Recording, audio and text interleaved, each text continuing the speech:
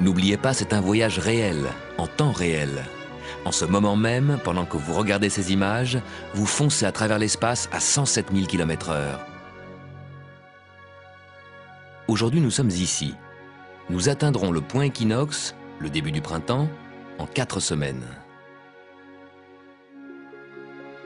Pendant notre voyage à travers le système solaire, nos voisines, les planètes, nous accompagnent. Cette semaine, regardons au-delà des planètes, les étoiles, infiniment plus lointaines, les étoiles qui nous servent de repères. Une étoile nous indique toujours le nord, l'étoile polaire. Elle est facile à trouver, 5 fois à l'arrière de la Grande Ourse, que vous connaissez tous.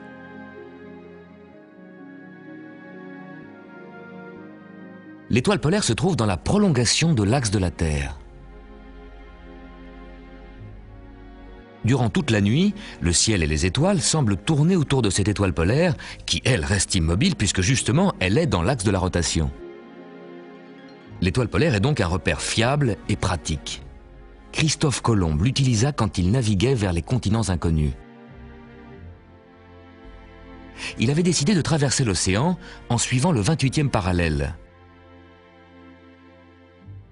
Toutes les nuits, il mesurait à quel angle apparaissait l'étoile polaire.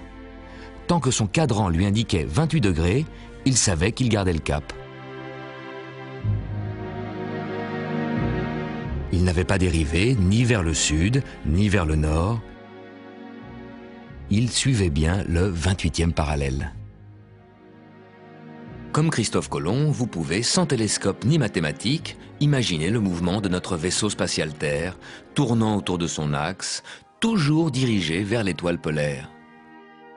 Mais ce n'est pas tout à fait exact. En 26 000 ans, elle va décrire un cercle.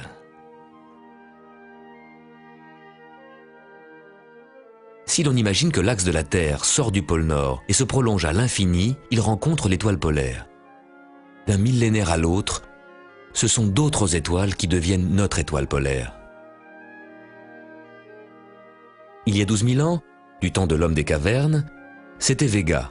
Il y a 5 000 ans, l'étoile Tuban. C'était à l'époque où les Égyptiens avaient bâti la Grande Pyramide. Ils avaient fait une galerie qui pointait vers le nord, et ce que les Égyptiens apercevaient au bout de cette galerie, c'était l'étoile Tuban, juste à gauche de la Grande Ourse. Alors qu'aujourd'hui, les touristes voient l'étoile polaire. Tuban, l'étoile polaire, c'est l'angle sur lequel la Terre a pivoté en 5000 ans. Nous pouvons tous nous imaginer des mois, des années, peut-être même un siècle. Mais pour s'imaginer 5000 ans, il faut regarder l'angle entre Tuban et l'étoile polaire.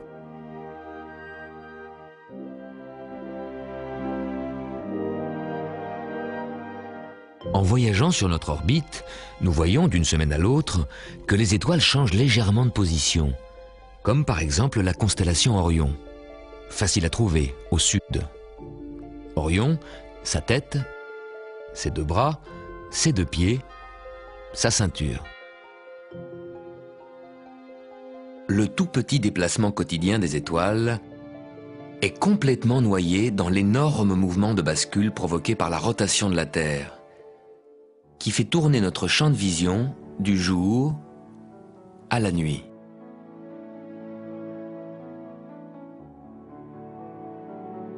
Mais regardez Orion tous les soirs à la même heure, et vous verrez la rotation très lente de la voûte céleste. La voûte céleste, bien entendu, ça n'existe pas. C'est un dôme imaginaire sur lequel apparaissent les étoiles infiniment lointaines. Et bien entendu, cette voûte céleste ne tourne pas. C'est nous, sur la Terre, qui, en un an, faisons le tour du Soleil. 360 degrés en 365 jours, 1 degré par jour.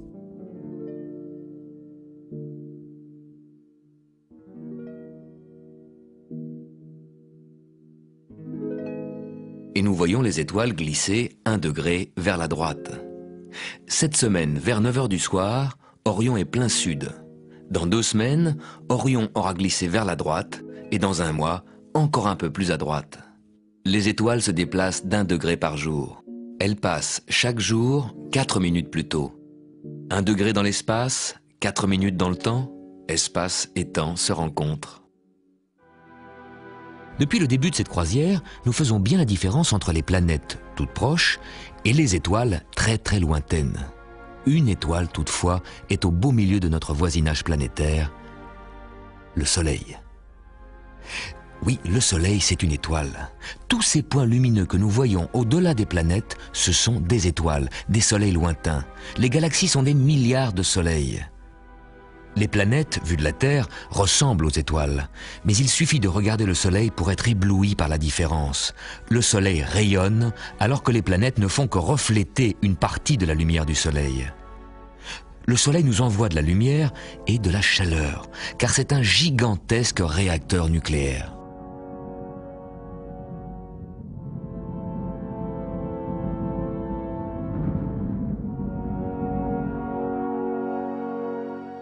Le système solaire, c'est le Soleil et des poussières, car toutes les planètes, y compris la Terre, ne représentent qu'environ 1/1000 de la masse du système solaire.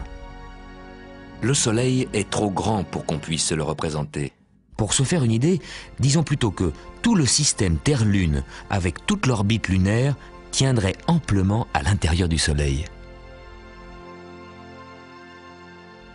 Pourtant, cet énorme Soleil est une étoile relativement petite. Et si nous comparons notre Soleil à d'autres étoiles, notre petite Terre disparaît complètement de l'écran. Dans la constellation d'Orion, l'étoile Bételgeuse est la plus grande étoile que nous connaissons. Elle est si grande qu'elle pourrait largement contenir notre Soleil plus l'orbite de la Terre. Tout ça tiendrait à l'intérieur de cette étoile. Nous connaissons la dimension de l'infiniment petit, les atomes avec leurs noyaux et les électrons qui tournent autour. Nous connaissons aussi la dimension de l'infiniment grand, l'univers et les étoiles. Mais il y a une nouvelle dimension, celle de notre système solaire. Nous sommes la première génération à pouvoir la saisir, l'explorer.